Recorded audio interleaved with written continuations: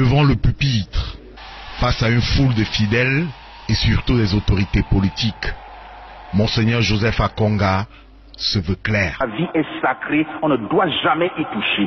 La vie est sacrée, c'est un don de Dieu. Il ne nous appartient pas.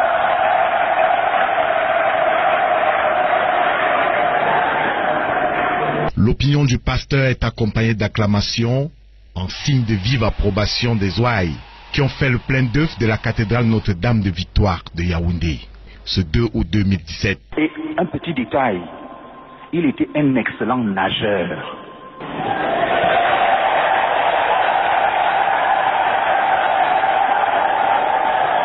Plus poignant, Monseigneur Akonga se montre convaincu que Jean-Marie Benoît Bala n'a pas pu se noyer. Au point que je pourrais dire que Jean ne pouvait pas se noyer. Non. S'agit-il d'un pied de nez au parquet général du centre qui estime que la noyade est la cause probable de la mort de l'évêque disparu? L'homélie de ce jour vise-t-elle le pouvoir temporel? Et Pilate qui se croit tout permis parce qu'il dit qu'il a le pouvoir. Ne sais-tu pas que j'ai le pouvoir de te libérer? Que lui dit Jésus? Tu n'aurais aucun pouvoir sur moi s'il t'avait été donné d'en haut. Mais la faute n'est pas la tienne. Celui qui m'a livré à toi a un plus grand péché, dit Jésus. Ou alors, le clergé lui-même. Livré aux forces des ténèbres d'une part par des suppôts de Satan, d'autre part par certains faux membres de cette Église. Certains faux membres de cette Église, innombrables bienfaiteurs et sympathisants qui veulent détruire de l'intérieur. Les faux frères, dont parle Paul dans les évangiles, et question Couperin. Qui tue les prêtres de ce pays?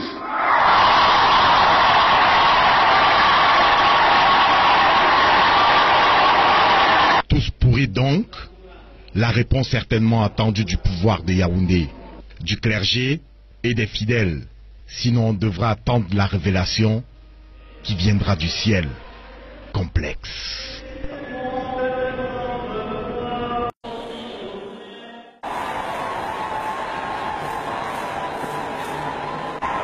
Je m'adresse à ceux-là qui, tapis dans l'ombre, veulent toujours faire du mal. En quoi l'Église catholique vous gêne-t-elle?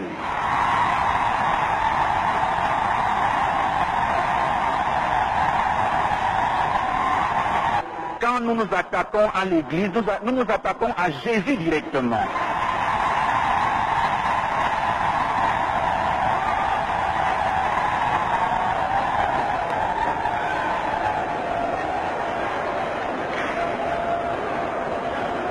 Qui veut se mesurer à Dieu en aura pour son compte. Je suis Dieu, nous dit le Seigneur dans le prophète Osée. Je ne suis pas un homme. L'ange de Satan soufflette les apôtres et des individus que nous sommes. Et par là, il soufflette l'Église elle-même. L'Église ne tombera pas sous le coup des forces des ténèbres, car la lumière du Christ est plus forte que toutes ces forces. L'ange de Satan qui était chargé de souffleter Paul a aujourd'hui des suppôts tapis dans l'ombre, qui ne pourront rien contre ceux que le Seigneur a choisi et envoyés.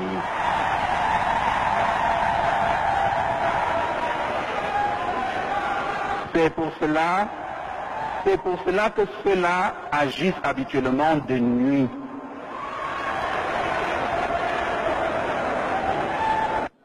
Le besoin se fait de nuit. Lorsque Judas sort pour aller livrer Jésus, Jean nous dit, je le traduis en latin, et erat nox, c'était la nuit. C'est très profond. Il faisait nuit. La secte juive de Qumran, c'est des contemporains de Jésus. Cette secte avait composé un ouvrage contenu dans ce qu'on appelle le rouleau de la guerre, dans lequel il est question de la guerre des fils de lumière contre les fils des ténèbres. Cette guerre a effectivement commencé et l'agneau de l'Apocalypse en sortira vainqueur. Je ne sais pas ce qui s'est passé, mais j'ai le fort sentiment que quelque chose d'anormal s'est passé. Et je pourrais parler un peu comme Cicéron s'adressant à son opposant Catilina au Sénat romain, où il lui disait